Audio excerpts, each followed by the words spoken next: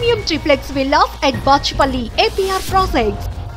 Urban bank వల్ల కావచ్చు మిగతా వాళ్ళ ఏం లాభం ఏం లేదు sir. Urban bank sir, urban bank ఉంటే సార్ ఇప్పుడు 2009లో టికెట్ ఇవ్వలేదు, 2004లో నాకు 63,000 64,000 వచ్చినాయి, 2014లో 80,000 ఓట్లు వచ్చినాయి సార్.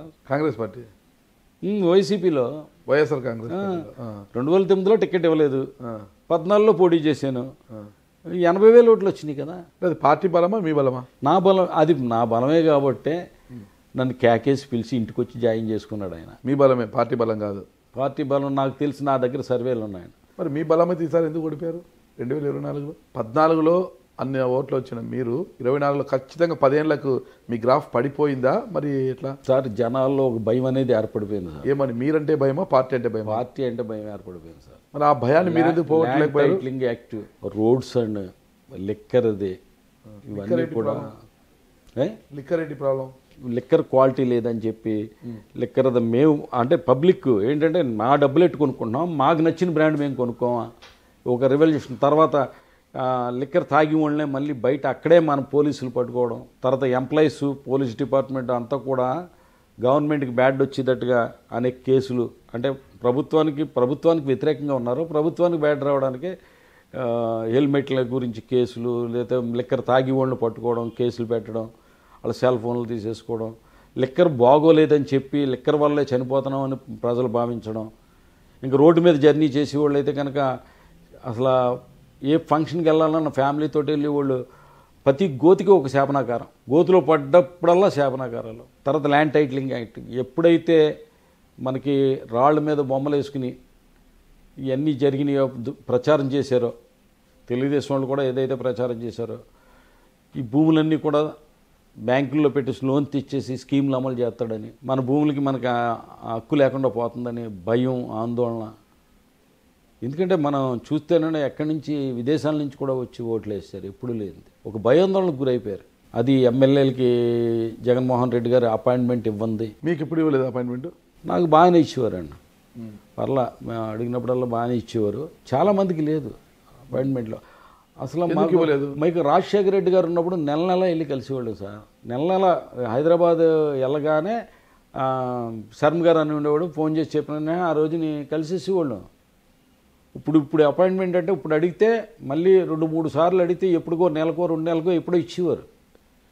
ఇది పబ్లిక్లో గెలిపోయింది. ఎమ్మెల్యేలనే కలవడంట ఆయన, ఇలా లెక్కరో ఈసీ అన్నీ. మరి ఇన్ని రోజులకు మీకు బోధపడిందా రాజీనామా చేయాలి పార్టీ నుంచి అని? పార్టీలో ఎమ్మెల్యే పదవంతా అనుభవించి లేదు సార్. ఇక్కడ మాకు పార్టీకి సంబంధించి చాలా అవమానకరమైన పరిస్థితులు ఎదుర్కొన్నాం. ఎందుకంటే మీరు ఒకటి చెప్తాను గుర్తుంచుకోండి, 2014లో పోటీ చేసాం, ఓడిపోయినప్పుడు అప్పుడు ఎందుకు మేము ఇది వల్ల ఇప్పుడు ఓడిపోయామని కాదు కదా. 14లో పోటీ చేసి ఓడిపోయిన తర్వాత మళ్ళీ పార్టీ కోసం ఫైట్ చేశాం కదా. ఫైట్ చేసి 19లో పవన్ కళ్యాణ్ లాంటి ఒక చరిష్మా ఉన్న వ్యక్తి ఒక పార్టీ అధ్యక్షుడు ఇచ్చి భీమవరం పోటీ చేస్తే భయపడి పారిపోలేదే, ఫైట్ చేశాం కదా. కానీ అంత ఫైట్ చేసి పవన్ కళ్యాణ్ గారి మీద నెగ్గితే మనకి ఇచ్చిన గౌరవం ఏంటి? ఉదాహరణ చెప్తాను మీకు. మనం ఆశించం, అడగం. ఉదాహరణకి అసెంబ్లీకి అసెంబ్లీలోకి వెళ్ళిన తర్వాత అసెంబ్లీలో కమిటీలు ఉంటాయండి. లైబ్రరీ కమిటీ అనో, ఎస్యూరెన్స్ కమిటీ అనో, రకరకాల కమిటీలు ఉంటాయి. కమిటీల్లో చైర్మన్ కూడా నేను పనిచేయలేదు, నెంబర్ కింద వేశారంటే ఇంకెంత దారుణం ఉండదు. వెంటనే ఆ రోజునే కమిటీ నెంబర్ కింద సంతకం పెట్టమంటే చింపేయాలని చూస్తే ఎవరో సహజుడు ఎమ్మెల్యే కంగారు పడక అయ్యాను. దానికి చైర్మన్ జగ్గిరెడ్డి, దాంట్లో నెంబర్ నేను. చిర్ల జగ్గిరెడ్డి చైర్మన్. అసలు నెంబర్ చైర్మన్కి పని చేయలేదంటే పవన్ కళ్యాణ్ మీద నెగ్గినండి. ఇంకెంతకన్నా అవమానం ఇంకేం చెప్పనండి. ఇంకా అన్నీ ఎందుకు, మంత్రి పదవి సంగతి వదిలేండి. మంత్రి పదవి నెంబర్ కింద వేయడం, నెంబర్ కింద వేయకపోయినా పర్లేదు, అసలు నెంబర్ కింద వేసి అవమానించడం కాదండి అది. ఎత్తే చైర్మన్ వేయాలి, లేదా నెంబర్ కూడా వేయక్కర్లాపోని. అంటే అందరూ ఎమ్మెల్యేలు ఏదో కమిటీలో ఉండాలి కాబట్టి తప్పదు కదా అని ఒక పేరు దాంట్లో పాడేశారు. ఇంకా మీకు ఇంతకన్నా ఏం చెప్పనండి. అసలు భీమవరం నియోజకవర్గం నుంచి చూసుకుంటే కనుక అనేక మంది నాయకులను ఎక్స్పోర్ట్ చేశారు. నిజంగా వాళ్ళందరూ నా కింద నాకు పనిచేశారు. పొలిటికల్ ఇండస్ట్రీ చేసేసారు భీమవరాన్ని, ఇండస్ట్రీ చేశారు. ఇప్పుడు నా కింద ఇప్పుడు ఎంపీపీ ఉన్నాడండి కౌరు శ్రీనివాస్, అతన్ని జడ్పీటీసీని ఎంపీపీని చేయడానికి వాళ్ళకి ఎంపీపీగా నియమించింది నేనే, జడ్పీటీసీ ప్రదీప్ని నియమించింది నేనే, వాళ్ళ కోసం కష్టపడ్డది మేమే, దాన్ని వ్యయ ప్రయాసాలు వచ్చి వాళ్ళు గెలిపించింది మేమే. తన్ని ఆచంట నియోజకవర్గ ఇన్ఛార్జిగా సూచించింది కూడా నేనే ఫస్ట్.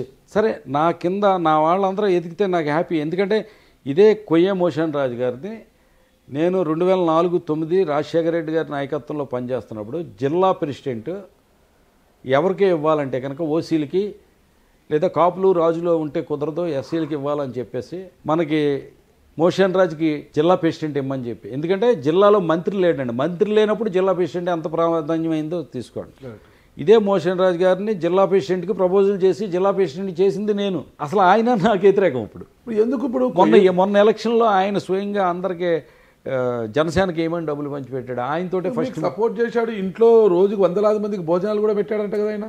అవన్నీ కూడా మీరు ఎంక్వైరీ చేయండి. ఎలక్షన్స్లో మీకు మద్దతుగా నిలబడి ఇంట్లో రోజుకు 100,000 మందికి భోజనాలు కూడా పెట్టాడంటున్నారు. పెద్ద జోక్లేండి అది. అవునా? ఈ అడగండి పార్టీ నాయకులు కార్యకర్తలను అందరిని అడగండి. 200 రూపాయలు పొద్దున్న పంచిపెట్టించారా? మరి అసలు పొలిటికల్ ఇండస్ట్రీ అయిపోయింది.